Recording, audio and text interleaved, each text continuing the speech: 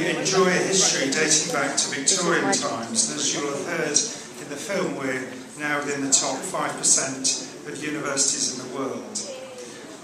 Yes, in case you didn't realise, I'll say it again. I didn't sound enthusiastic enough, did it? We're now within the top 5% of universities in the world.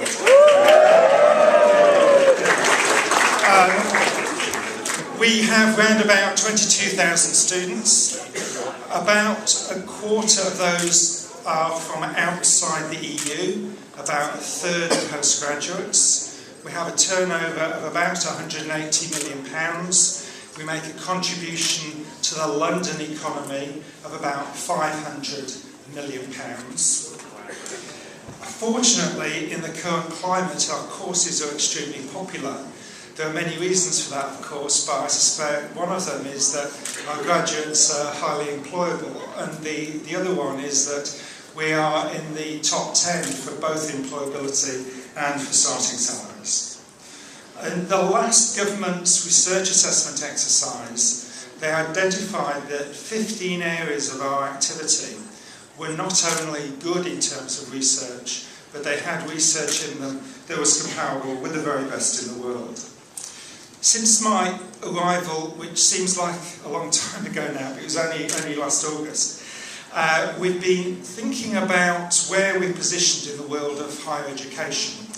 And it's clear that what City has been doing for many years, this focus on business and the professions, and using the advantages that come from its central London location, have got us to where we are now. But will they get us to the next stage? And the answer that we came to is probably not.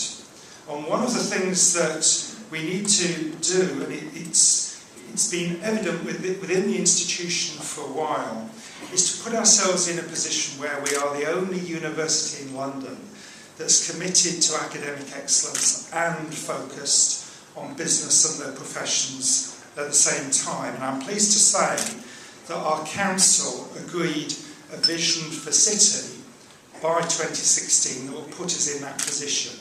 And once we're in that position, we would be able to aspire to be within round about 25th in the UK and within the top 2% in the world. To get there, we'll need a lot of investment. We need to invest in staff, in IT and in our estate. But it's clearly possible, and thank you very much for all of the alumni who engaged in the debate that we had around our future vision.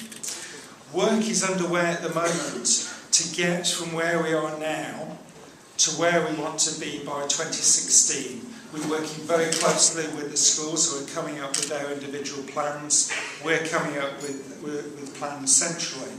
And certainly by the time we meet again next year, and of course I hope we'll not only have the 450 people who are here, but a whole lot more people here next year, I'll be able to report on our strategic plan, which is basically this route map I was talking about, on what our aspirations are, not only for 2016, but beyond 2016, because by the time we're looking out to 2020 and beyond, we aspire to be a world-leading university. Thank you.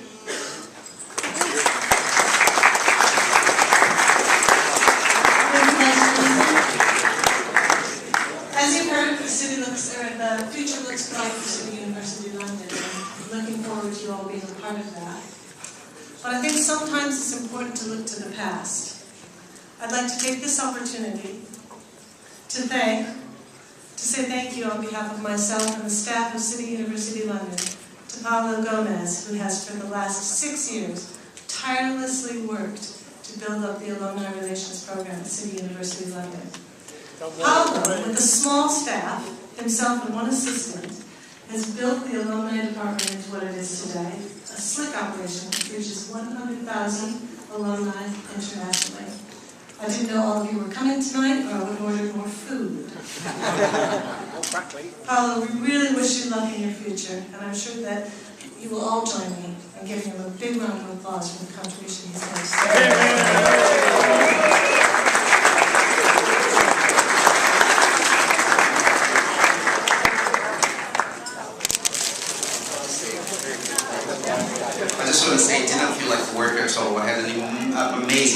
about 6 years, and I doubt I will enjoy my next job as much as I enjoyed working here. Thank you, and a pleasure meeting you all. Yeah.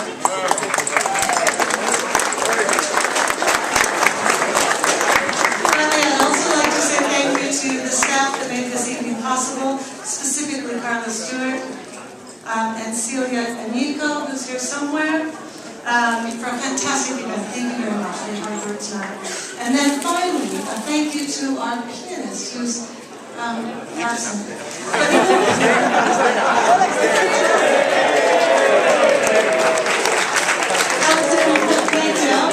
Who's playing the music tonight is also the recipient of a Music Award Scholarship, which is kindly supported by your donations to the City Futures Fund.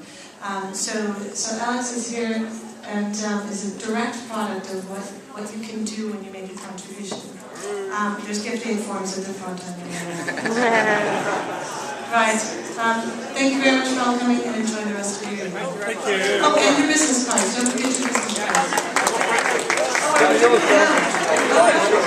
Vice-Chancellor, do you want to hold a business card? Oh, go on. May as well. Love that phone. Joyce Dew. Joyce Dew. Yes.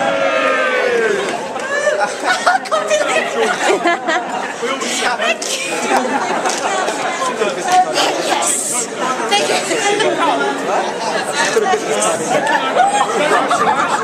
Okay, I can help you.